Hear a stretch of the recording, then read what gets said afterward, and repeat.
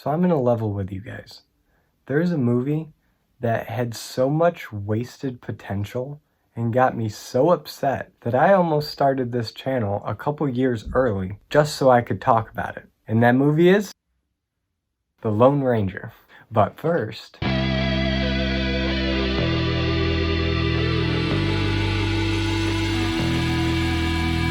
The Green Hornet.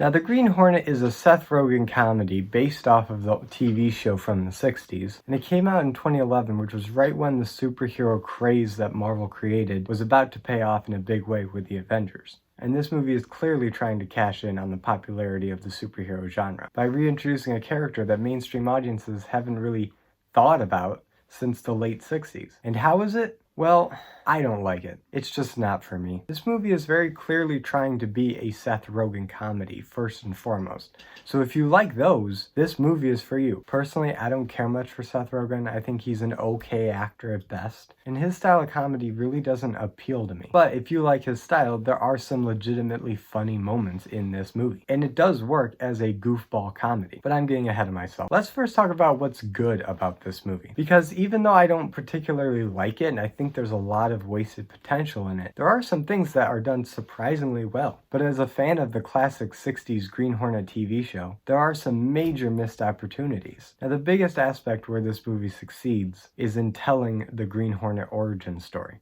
which is something that hasn't really been touched on. The Green Hornet's been around for decades. It first premiered in the 30s with the radio dramas, then was turned into a 60s TV show as a spin-off of the Batman show on TV at the time, and neither one really digs into where he came from. He was always this already established vigilante who was a wanted criminal who actually does good but never gets the credit and is a newspaper publisher by day. But the first third of this movie really dives into how he became the Green Hornet, and I thought it was pretty cool, especially when it comes to the Black Beauty. Now, if you don't know, the Black Beauty is the car that the Green Hornet drives. It's kind of like his version of the Batmobile, but with way more weaponry. This car has everything: missiles, machine guns, ejector seats, flamethrowers. It's got it all. And the action scenes where they use the Black Beauty and all the gadgets are really cool and fun to watch. And what this movie does with Kato, his sidekick, is pretty interesting. Now, the role of Kato was made famous by Bruce Lee. I don't know how they managed to get Bruce Lee on that TV show, but they did, and he played Kato. And when you see Bruce Lee fight, it completely overshadows anything the Green Hornet's doing. And it made Kato much more than a sidekick. He was the muscle. Where the Green Hornet had the gadgets, Kato had the martial arts. And the actor who plays Kato does a really good job at filling in Bruce Lee's shoes. His action scenes are amazing. They even do a cool thing where time slows down and you can see him doing all the martial arts in slow motion. But also they gave him more of a character where he's the one who invented all the gadgets and the Black Beauty and really was the man behind the Green Hornet persona. A lot of the credit's given to Kato, and that's pretty cool. And the final standout element of this movie is Christoph Waltz as the villain,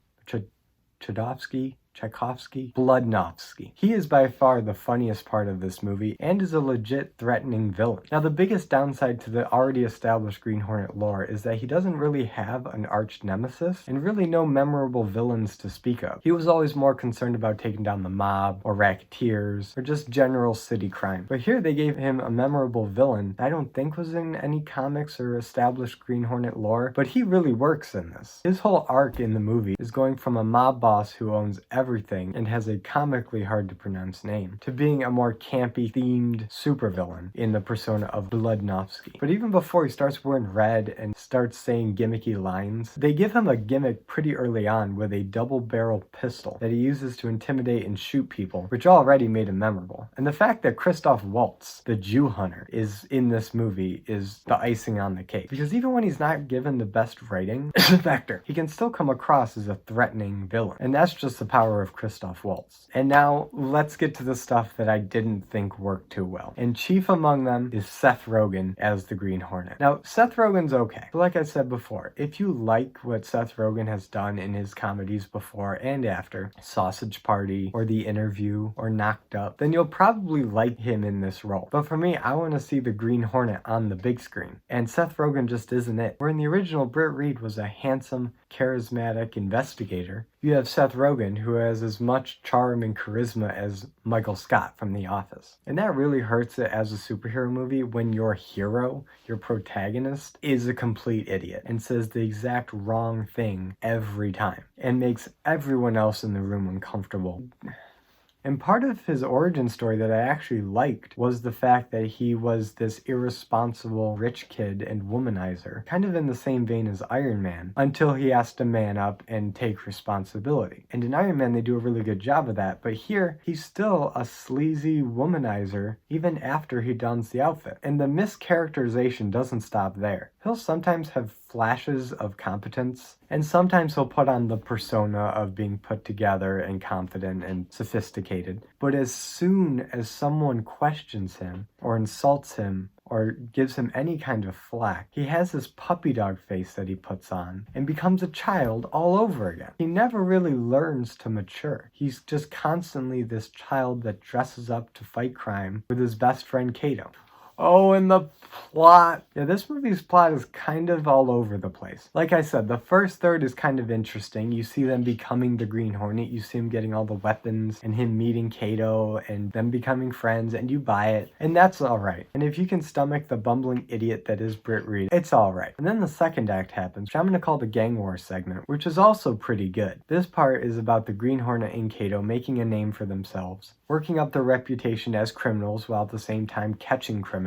And I'm like, okay, this is pretty cool. Britt Reed isn't as much of an idiot as he was before. They're starting to work as a team. Okay. But then they inject this weird, I can't call it a love triangle. It's just a love tension ball between Britt Reed and Kato and their secretary, played by Cameron Diaz, who does a decent job, but when she has to act professional with a blatant sexual harassment going on, really no actress can save that. It just makes everything uncomfortable. And this all culminates with Kato successfully going on a date with Cameron Diaz, where Seth Rogen flames out completely. And because of this, you get the most contrived part of this movie, where Kato and Britt Reed have a fight because they're both after the same woman, and because Britt Reed is a child, he lashes out and again makes a complete buffoon of himself. And this is where the movie grinds to a halt. And I just wanted to turn off the movie at this point because it gets so predictable. They sulk and mope for way too long until Britt Reed reaches out to his DA friend, played by Hopper from Stranger Things. I know his real name, but he's Hopper from Stranger Things, who turns out to be the real bad guy behind this and the man who killed his father. No.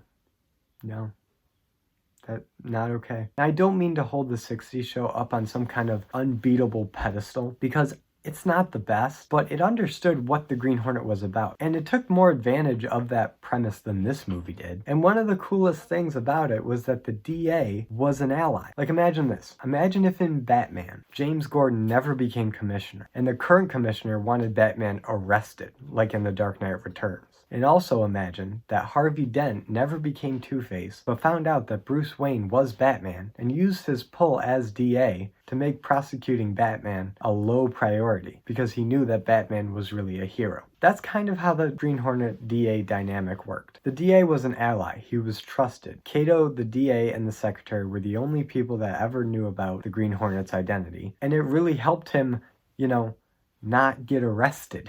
Because if the DA is on your side, you're good to go. That's even better than having the police commissioner on your side, because here, if you do manage to get arrested, the DA could still choose not to prosecute. But here, they just make the DA another crooked politician who's accepting money from Christoph Waltz and really only cares about getting reelected. And he dies at the end. So there's no redemption arc. This character is completely wasted, and we're just left with questions as to how the Green Hornet can continue to fight crime in the way he does without a DA as an ally. So yeah, this movie isn't terrible, but there's so much wasted potential here. The Green Hornet is a good concept, and I'm surprised there's so few iterations of it out there. There's very few superheroes in the popular culture that take the approach that Green Hornet does. Him and Kato are wanted criminals, and they use that to get close to the real criminals and then expose them. It's a very different kind of superhero story than we're used to. And Hollywood, if you happen to be watching, give the Green Hornet another shot. Make it darker. Really lean into the criminal element. And better yet, make it a period piece. Set it in the late 60s or early 70s, where new drugs were hitting the street and the police were overwhelmed, and newspapers were still relevant. You could do a very cool film noir kind of story with the Green Hornet. It's just a shame that the only big screen version of this hero is brought to you by this doofus right here. And you could do so much better. So those are my thoughts on the Green Hornet. It does have merit, but is a big letdown compared to what came before. And like I alluded to in my intro, this movie has a special connection with another bad movie, The Lone Ranger, which I'll be talking about next week as to why it upset me so much that I almost started this channel early just to talk about it.